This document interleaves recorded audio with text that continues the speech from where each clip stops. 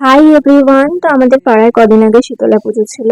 তো সেদিন কি কি করলাম সেটাই তোমাদেরকে বলবো। তো সকালবেলায় মা চলে এসেছে। তো মা আসার আগেই আমাদের সমস্ত রান্না বান্না হয়ে যায়, কারণ মা আসার পরে আর আগুন জ্বালানো যাবে না।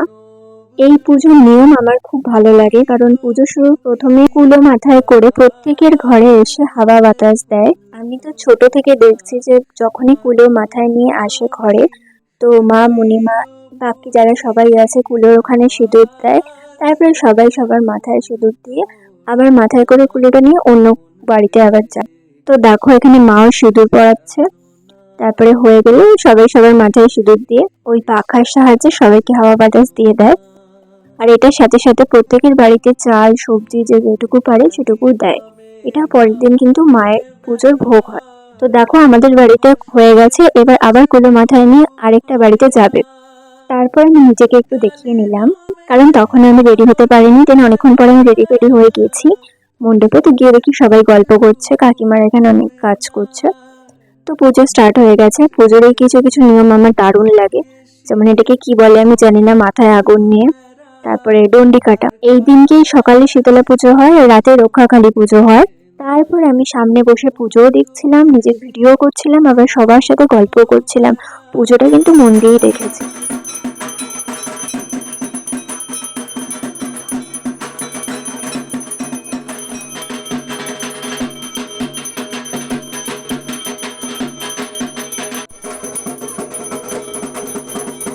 দেখলে তো পুজোটা আমি একা দেখিনি, তোমাদের সবাইকে দেখিয়েছি কিন্তু অল্প অল্প করে। পুজো হওয়ার পর শুরু হলো মায়ের পুজোর যজ্ঞ। তো যজ্ঞটা বসে আমি দেখছিলাম, তোমাদেরকেও দেখালাম। তো সেটা হয়ে যাওয়ার পর শুনলাম সায়ন্তিকা তারপরেও আসার পর সবাই যেভাবে ক্যামেরা নিয়ে হামলে পড়েছিল, তো আমি ভাবলাম তখন হয়তো না থাকলেই ভালো হতো। তো যাই হোক, তারপরে ফটো ফটো তোলার পর পুজো হয়ে গেলে আমি চলে আসি একবারে রাতে মায়ের পুজোর ফুল নিয়ে। তো সবাইকে পুজোর কিছুটা সাহায্য করে আমি বসেছিলাম পুজো শুরু হওয়ার আগে। তারপরে ঠাকুরমশাইরা এসে এক এক করে মাকে মালা টালা পরিয়ে পুজো স্টার্ট করে। তারপরে আমি বাড়িতে চলে আসি, খিদে পেয়েছিল, অল্প কিছু খেয়ে আবার ওখানে চলে যাই পুজো দেখতে। যেহেতু পুজোটা একদমই আমার বাড়ির পাশেই হয়, তো সারাদিন আসা যাওয়া লেগেই থাকে। তাই পুজোটা একদিনের হলেও আগের দিন থেকেই আমাদের খুব মজা হয়, কারণ পুরো রাস্তাটা লাইট দিয়ে সাজানো হয়। ততক্ষণে এখানে মায়ের পুজো শুরু হয়ে গেছিল। 108টা প্রদীপ জ্বালতে হয়। প্রত্যেক বছর আমি এই দিনে রাত জাগি। যেহেতু একদম বাড়ির পাশে পুজো হয়, তো মনেই হয় না এটা পাড়ার পুজো, মনে হয় নিজের বাড়ির পুজো হচ্ছে। তো দেখো, কথা বলতে বলতে মায়ের আরতি হচ্ছিল।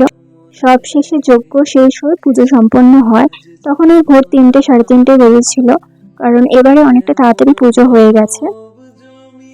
তারপরে মায়ের ফল প্রসাদ ভোগ খেয়ে আমরা বাড়িতে আসি। তো সেদিনটা এভাবেই কেটেছে, খুব মজাতে।